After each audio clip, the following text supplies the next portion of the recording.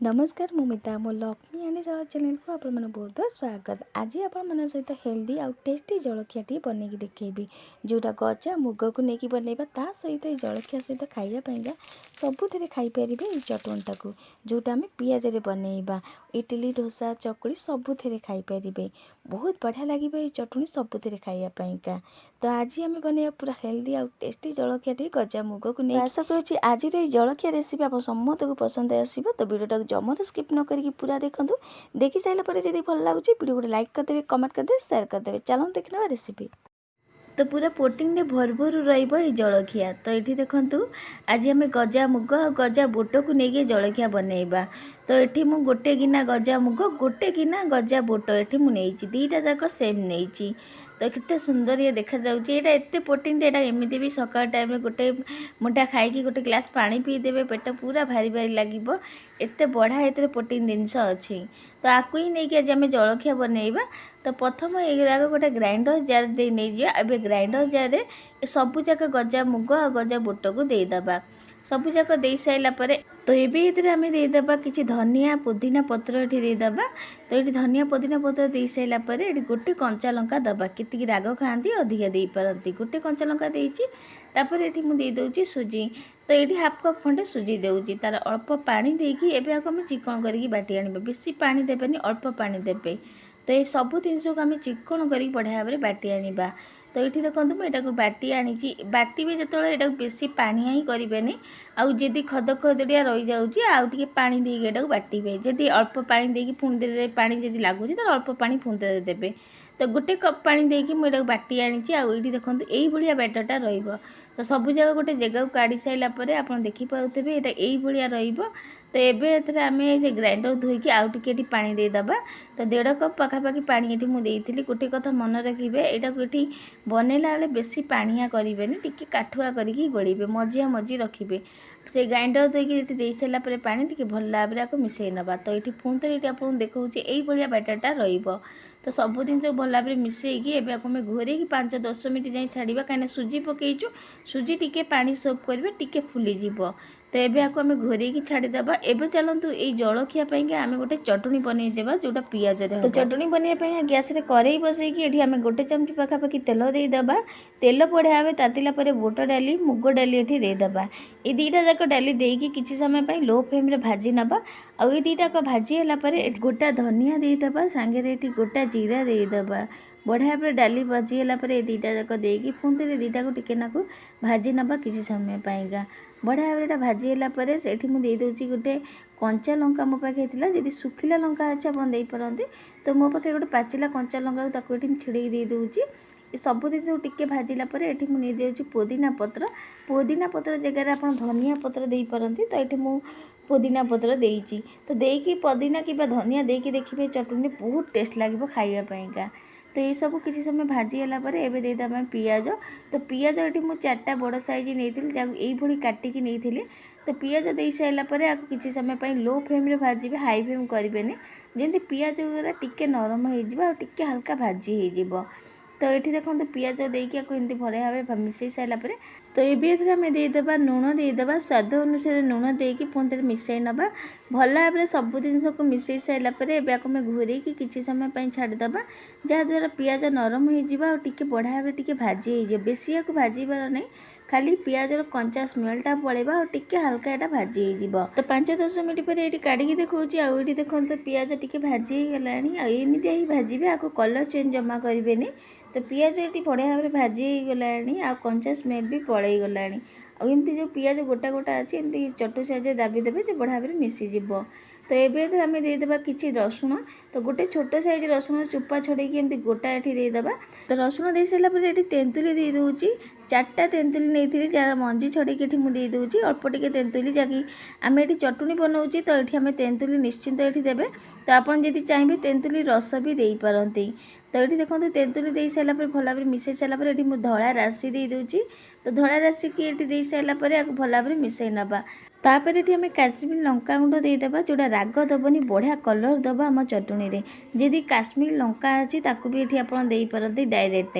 तो तेंतुली शुखिला तेंतुली मंजी छड़ेकी नहीं जाइए जदि रस चाहती दे पारती। तो ये देखो यहाँ रेडी हो सारी आपको पूरा ठंडा हवा को दबा पूरा ठंडा है आपको ग्राइंडर करवा एटी ग्राइंडर जार गोटे नहीं जाइए आउ जो आम भाजी पियाजर जो चटनी सब से बढ़िया भाव ठंडा हो गलानी एबे सबू जाक ग्राइंडर जार को देदेबा। तो सबू जाक ग्राइंडर जार दे सारापर एथेर आम अल्प टिके पानी देबा अधिका पानी देबेनि 3 चमच खंडे पानी देकी एबे आम चिकन करके पूरा बाटी आनिबा जंती बढ़िया भाव बाटी हो।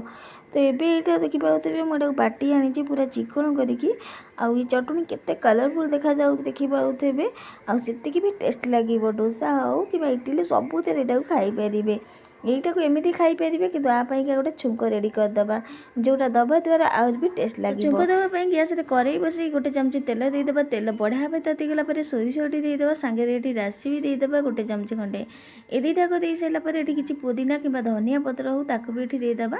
ये सब जिन को टिके भाजी हो सारापर ये आम देदेबा गोटे चिमटा हेंगू देदेबा।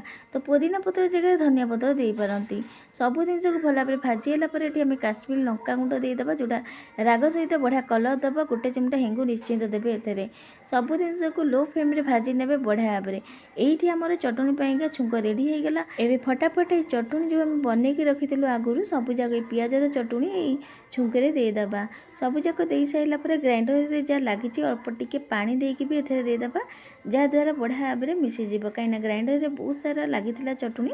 तो अल्प गोटे चमच खंडे पानी देकी मिसई ने भल भाव को मिसईकी घूरेकी लो फ्लेम रे छाड़देबा जहाँद्वारा यार जो पानी आम देचु बढ़िया भाव पानी मरीज पियाज जो आम बाटी सी भी बढ़िया भाव आउ टे भाजी भी हो। तो ये देखो किसी समय पर काढ़ी देखा आप देखिपे के कलरफुल केते सुंदर देखा जाउछे चटुनी। तो चटुनी ये रेडी हो जाए गोटे जगह को काढ़ी ये चटुनी की आप फ्रिज रे स्टोर करके 5 दिन जाए रखिपारे किसी भी खराब हेनी स्टोर करके रखी भी पारे 5 दिन जाए। डोसा इडली हो चकुड़ी हो कि बरा हरिका हो आप सबुथ चटुनी खाई पारे बहुत टेस्ट लगे ये चटुनी पियाजर चटुनी। तो ये आप देखिपे गोटे पुदीना पत्र देके सजाई नहीं आईटी आम कलरफुल पियाजर चटुनी रेडी हो सारी ये चटुनी हो गला। एवं चलता साइड में रखा एवं आम जलखिया को देखी नवा जो बैटर को आम गोलिकी रखिले देखो केते आगुट आउरी टिके काटुआ हो जाए सुजी सकाशे आउ टिके फुली भी जाइए।